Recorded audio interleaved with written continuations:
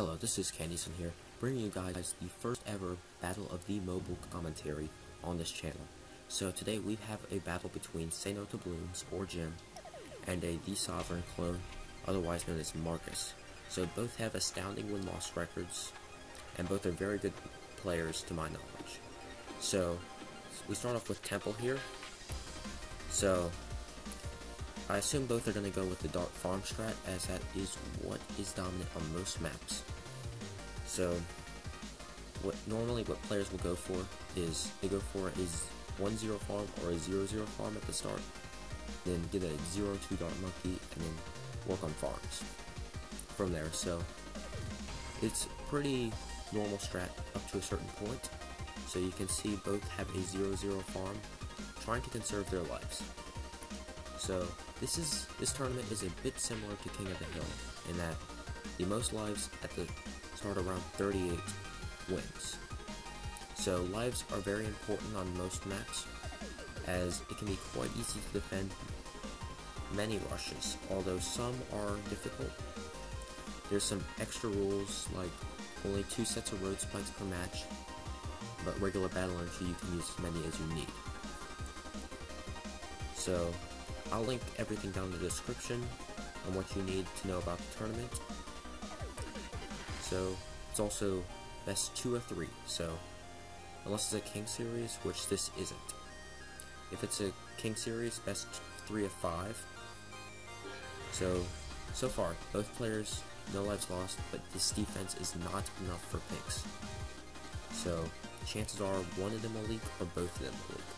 It just matters who leaks more. Normally most players just don't care and then they press the battle energy. Others place a couple 0-0 Dark Monkeys, and others just get a second 0-3 Dark Monkey, which is the safest but also the most effective, or most expensive. So you can see Jim, he uses his battle energy there. Meanwhile, Markus didn't. He got up a couple 0-0 Dark Monkeys for extra, and the life difference is showing.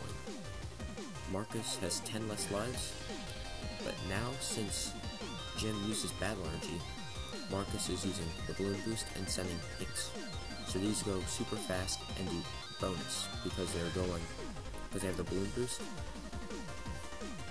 So you can see now that Markus seems to be leaking even more, but meanwhile Jim, he's at 140 still. So 135 to 140, both pretty similar, but if Markus can get Jim to leak a little more, once you get to round 8, generally you can stay in all his lost if you have enough defense. And from there on, it's pretty generic on how you defend. So Markus is trying to do some green and pink layering with the battle, or the balloon boost, and Jim is doing the same to Markus except with just greens. So Jim is down to 108 lives, so Markus has the advantage now. Markus also has a farm advantage. So not only does he have more eco, he has more lives, which is a huge difference.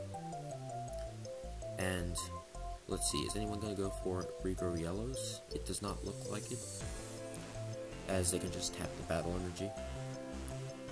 So yeah, we'll see how it goes from there. Possibly around 13 rush, maybe around 10 also. Jim is getting up his Spiko Pulse, so he should be safe against this, but he probably may leak a little. Yeah, he's leaking a little, but oh wow, he's down to 34 lives. Meanwhile Markus, he has a Juggernaut, so, and Jim, he's sending some regrow whites. Not gonna do that much, or actually, that's doing a lot more than it seems. Is he gonna leak? Yeah.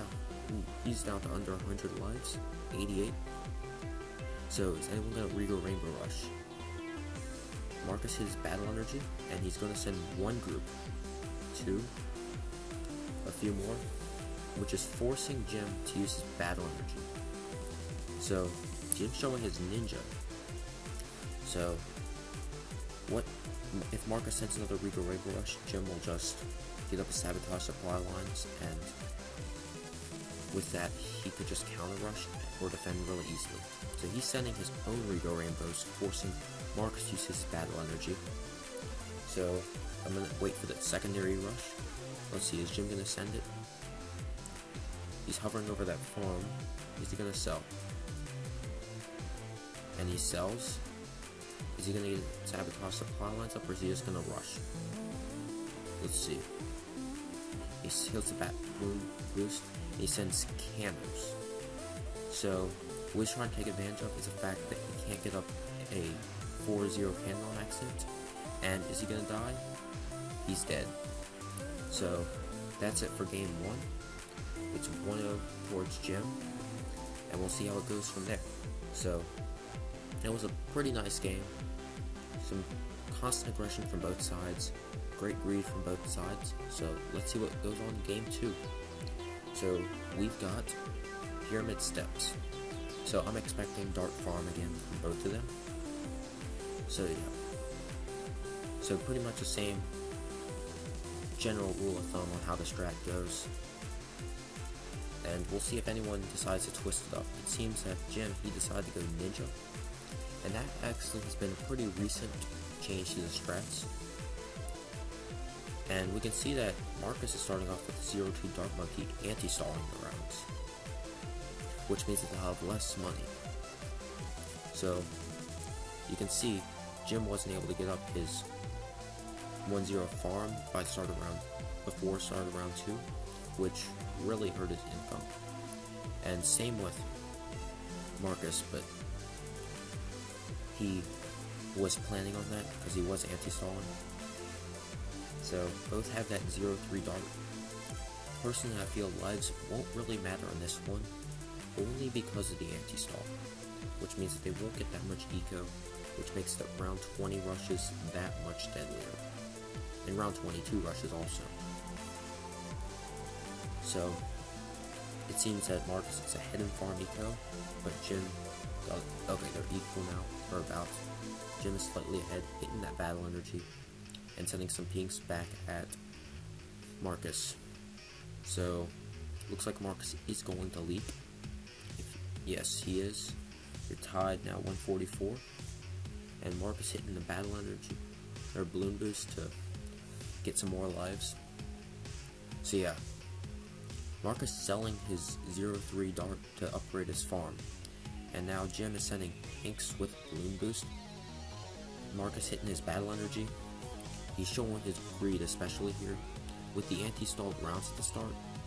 This will really boost the amount of income he's ahead by, only because of how short and how little money they're both able to accumulate. So Markus has a huge advantage in the farm economy here, up a whole 1-0 farm. So we'll see if Jim can catch up. He has a huge advantage now. Jim sending pinks, and we'll see how he's get that 0-3 Dart Monkey up. It's probably lag on when he placed it. He placed some spikes, getting the second one up. So really the advantage isn't as huge anymore because he was forced to upgrade so much. Jim is sending greens, trying to force him to upgrade more defense, but he doesn't really need to get that much more. Sells a farm. Oh, Markus sold a farm. He sent some yellows, but he didn't send regrow yellows. So that's more of just eco. He's balloon boosting the yellows now, trying to just get some lives, but now that Jim has that spike ult, it's really not going to be much of a deal. Oh, one thing to note about Jim's spike ult spot. Once he upgrades it to Juggernaut, it actually targets the AI balloons, not the scent balloons, which pretty much nullifies the reason it's there. So, because as long as they're targeted on last, let's put it at that. If they're put on first, it won't be an issue, but if they're on last, it will be a big issue. And you can see that his are on last, which means that they will target the AI and not the scent balloons path, which can cause some big troubles. So Jim sending some regrow rainbows, trying to force Markus into using his battle energy, which he does. So I'm not expecting him to leak any here, even though it does look like it. Markus selling a farm. Let's see. Jim's getting ready also. Jim's sending camo rainbows. So will Markus be able to defend that? He's getting up another Juggernaut. It's looking like he's going to die here, but he doesn't. He got 5 Juggernauts. So I'm expecting him to either... He's going to counter rush here, but Jim has his battle energy. So now they're both on an equal scale pretty much. Although Markus's Blue Nico is a bit higher. And they're both sending Regal Rainbow Rushes. Who's going to die first? Who is going to die first?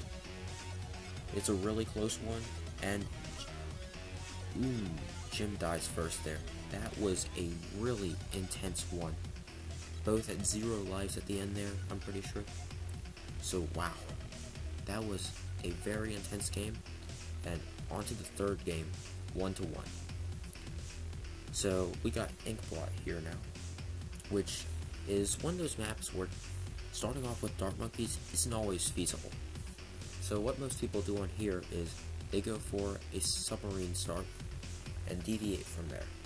But what it seems is the pattern right now, they go for Dart Monkeys also, but only for the fact that they're so versatile. I've also seen ninjas, cannons, boomers, tack on here.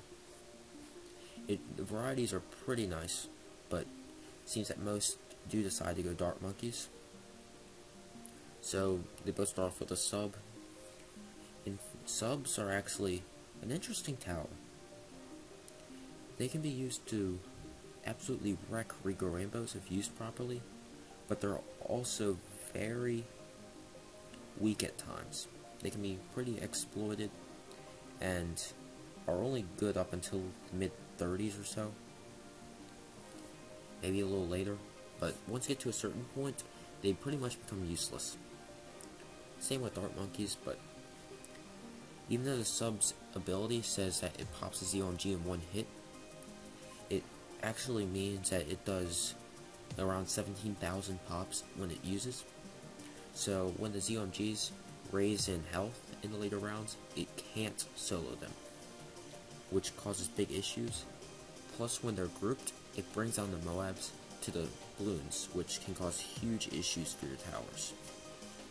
So although the ability seems really nice, it's actually quite balanced, only in how it works. So they're both going to be pretty greedy. The 0-2 submarine can defend pretty much up until round 8, and that's when you'll need more defense. So both about equal in farm economy. Jim choosing to go for the 2-0 farm versus more 1-0 farms. And personally, the reason I feel that he does that is because the 2-0 farms not only give one more banana per round, but they're also a lot more easy to sell. So whenever you get rushed, the bananas get in the way and it's tough to sell all your farms in time to defend. So getting to 2-0 farms actually halves the amount of farms you have, while getting slightly more economy from them. And Jim's going to do some layering, trying to get some on the 0-2 submarine, and 0-2 submarine is like a bare minimum for round 6. If you get anything else, it'll easily defend it, but just for basic, it'll defend it. And Markus sending some yellows at Jim, causing him to use his battle energy. And Jim showing his Dart Monkey, while Markus showed a cannon. So he's also okay. So he's got Dart Monkey also. So they both are going for Dart Monkey, and Markus going for regrow pinks, which shouldn't do anything. Maybe that actually did quite a lot. Meanwhile, Jim is sending regrow leads, which Markus was not prepared for. So right now, any camo balloons would absolutely wreck Markus, because he has his only camo detection is that single Juggernaut and the Spike-a-Pult now. He's activating his battle energy. He shouldn't die, but he'll leak a little. So yeah, he's got that up, and Jim has to send camo if he wants a chance at killing Markus now. So he's activating the balloon boost, getting that up, and sending camo Regal Rainbows, and Markus is dead. So those were some pretty intense games, I'd have to say. Definitely worthwhile, the commentary, and even though it seemed like they were all very similar, they actually were quite different, and if you really look at them, they had quite the in-depth to them versus just Regal Rainbow rushing, is what most people would think. But the way they did it was just so well executed by both sides, really. It's really tough to defend those rushes when you get into the high levels of play because of how great they are at sending the rushes. So, that was a pretty intense series. Thanks all for watching, and see y'all in the next one.